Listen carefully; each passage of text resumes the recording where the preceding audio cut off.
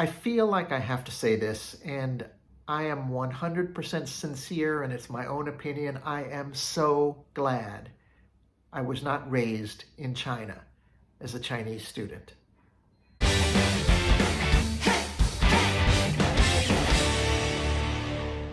Heading to my evening class, 6:30 class, and I was thinking about scheduling.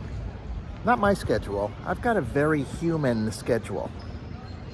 Although I've got class today from 6:30 to 8:05, it's my only class today. The rest of the week I have classes beginning at 8 o'clock in the morning, but I finish before noon. So like I say, it's quite human. But the students, oh my God. My class tonight, the freshmen, they have classes from 8 a.m. straight until 8:05 p.m. There's a break for lunch, there's a break for dinner, more or less 2 hours each, but that's it. So when I see them, they're pretty much done. And sometimes I'm just amazed that they pretend to pay attention. Uprising at the end of the Qing dynasty. Next one. Qing. Yes. Qing. Qing. Qing. Qing. Qing.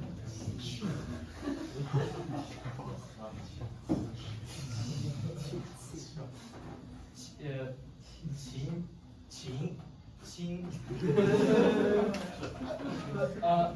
Then true.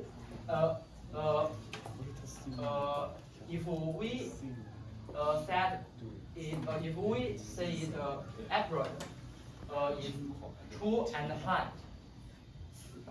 Raising, yes. Sorry to break in here.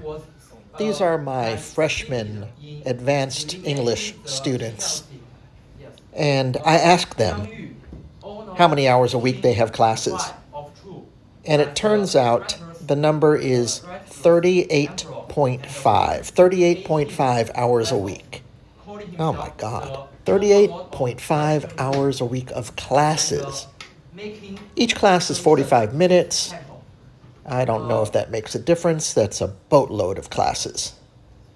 And that means they're taking 11 or 12 different courses. 11 or 12. When I was in university, at the University of Michigan, a heavy load, I remember I took 19 units. So that would be 19 hours one semester. And that nearly killed me. I'm usually taking 4 or 5 classes. These guys are taking 11 to 12 in class for 38.5 hours a week. Now, I'll readily admit I wasn't the best student. Although I went to a very fine public college in the United States, I could have been a better student. But on the other hand, I was working 20 hours a week at Crazy Jim's Blimpie Burgers, and I was also on the student newspaper, Go Michigan Daily. We just have totally different experiences, Chinese students and American students in universities. And that's really what I want to talk about today. Talking or hearing about this work. But indeed, this work accounts for the rising of a new dynasty, Han Dynasty. Something my students are always curious about is Western education. And I could probably talk for a week on this video about the differences between Chinese and Western education. So I'll try to narrow it down. Of course, the Chinese are spending a lot of time teaching to the test, and the Western students are doing more, project and creative and group work and working on, non-teach to the test kind of situations. But sticking with the number of class hours, I think this is a really good way to look at it. So my students, they've got their 38.5 classroom hours, and there are 11 to 12 courses each semester, compared to, well under half that for me, and I'm sure most American students. In American universities, the general standard is that for each in-class hour, you're supposed to do 2 hours of outside work. However, that's not the case in China. It's impossible if you add up the hours. I suppose if they never sleep, which some of them close to never sleep. But there's the thing that bothers me about the Chinese university system is there's no time to reflect. There's no time to, have free time to think about what you just learned. Maybe let it roll around your head for a while. Sometimes concepts, they take a while to sink in. I do my best thinking out on my walks, in the shower, and things generally kind of fall into place. So with time comes the ability to really digest, to cogitate a little, to understand what it is I'm learning and maybe the why. And that's what I really treasure and love about the Western style. On the other hand, there is no doubt that teaching to the test and teaching the Chinese way, teacher-centered, rote education, produces results. You can compare so many ways, like I said. On the one hand, American universities are the best in the world. I mean, far and away. If you look at anybody's top 100, top 50 list of universities, 80 or 90% of the top 25 are going to be American universities, and none of the Chinese. However, if we look at the younger students, secondary schools and primary schools, there's just no question who is scoring better. If you look at what they call the PISA rankings, that's the Public International Student Assessment. It's kind of like the gold standard for how you rank reading scores, math scores, science scores. China, they also have Macau, they have Hong Kong. China it's ranked number 1 on all 3. How about the US? Are you sitting down?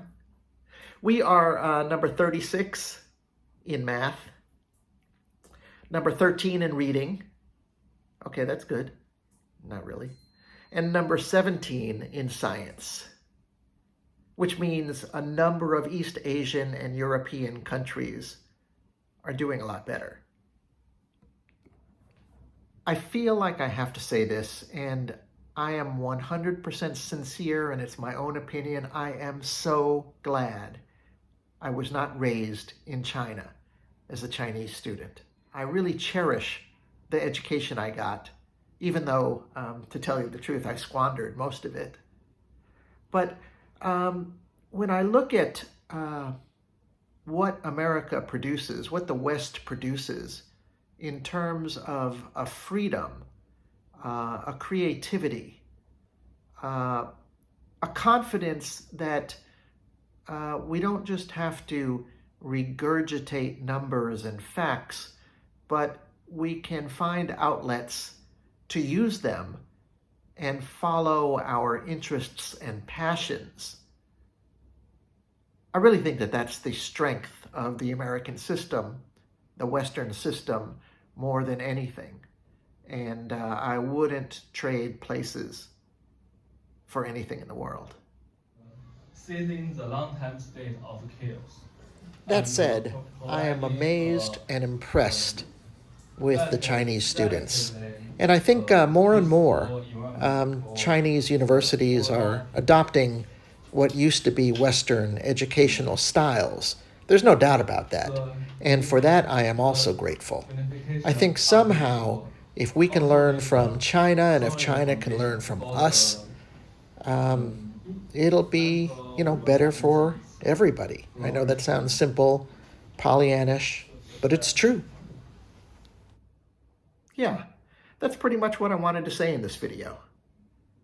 I want to thank you guys for watching. And if you have a comment, please drop one below. Also, if you think this is an interesting video, interesting topic, I'd appreciate it if you share this video with others. And if you haven't already subscribed to my channel, subscribe. All right, I'll catch you next time. Thanks. Bye.